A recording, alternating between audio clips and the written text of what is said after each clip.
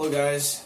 I I wanted to reapproach the illusion of choice, which was this infographic that was popular about 10 years ago, or maybe 8 to 10 years ago, I'd say.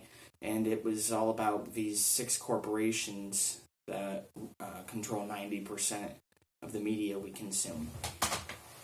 Now, I wanted to. It got a little hairy, a little murky, trying to explain what I was getting at by including the companies I included when I took a modern look at this idea of grouping together media. Because, well, for one thing, all the media that they described in The Illusion of Choice, those 6 companies. I'm not going to get into which ones bought up who and whether they would still exist as those 5 or 6 if we approach it the same way we did then.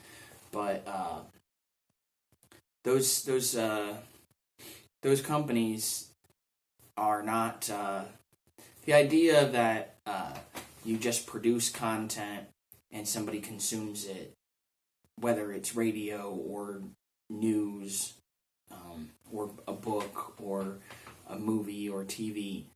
That one-way street of producing content and for it to be consumed is just not. It's just not practical. It's just not practical anymore. I don't think. Not with the way social media has taken over the way it has, in so many ways. Now, I'm not going to say that social media is the end-all, be-all, but it certainly has us all looking forward in a way that,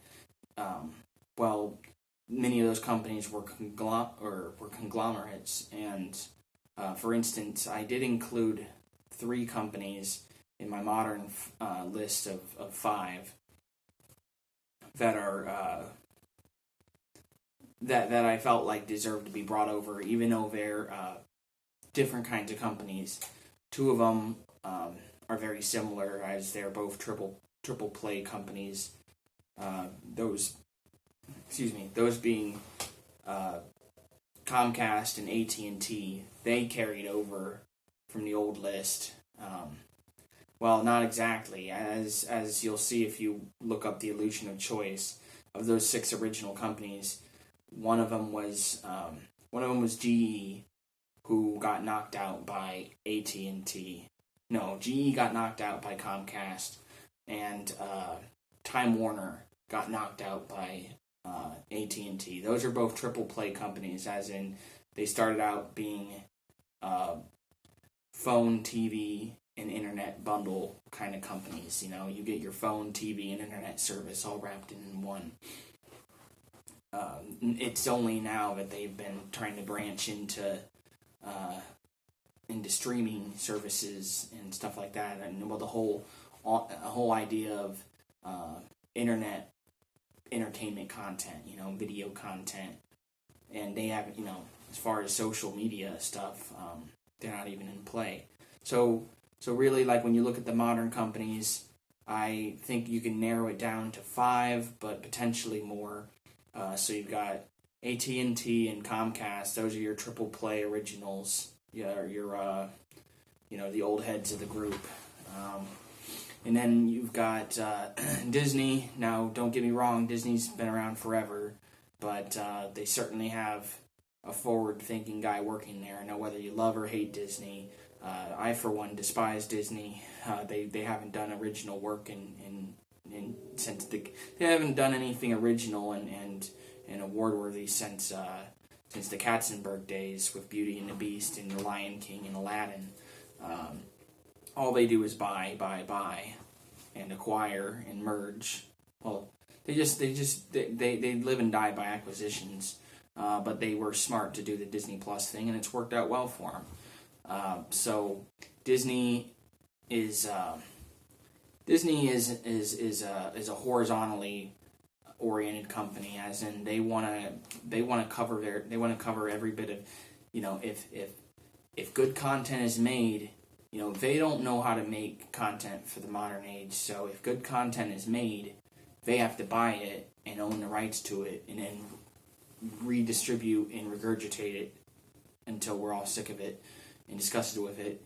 And it's working well for them. I mean, they make tons of money off of regurgitating Star Wars and Marvel, and now they're gonna run Fox shows into the ground worse than Fox already had, because obviously The Simpsons and Family Guy have been around forever. So now when we die someday and our kids are having, maybe when our grandkids are in old age, those Fox shows, like, maybe The Simpsons will die by the time our grandkids are, in old age. I don't know.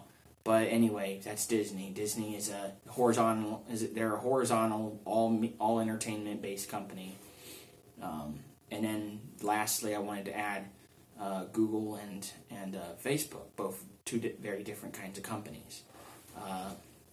Google, they're the pure innovator. They're white hot when it comes to all the things that they cover.